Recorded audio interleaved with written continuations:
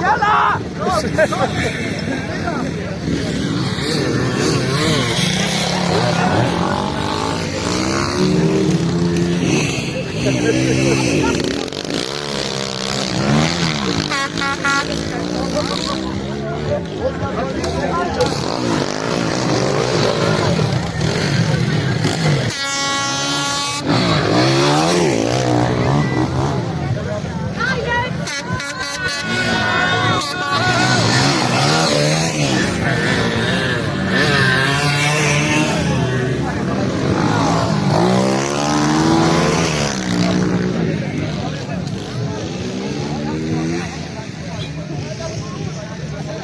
Das war eine verrückte Idee.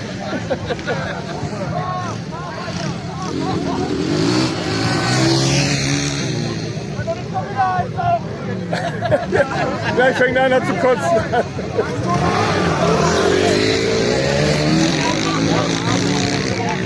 Wir haben eine neue Challenge entwickelt. Ja.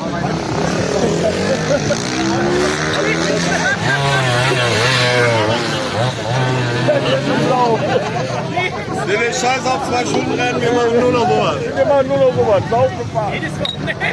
Jedes Wochenende. Alter, die müssen doch gleich so einen Bauch haben, ey. Alter, komm! Jackie! Scheiß auf Kotzen, jetzt was Feuer!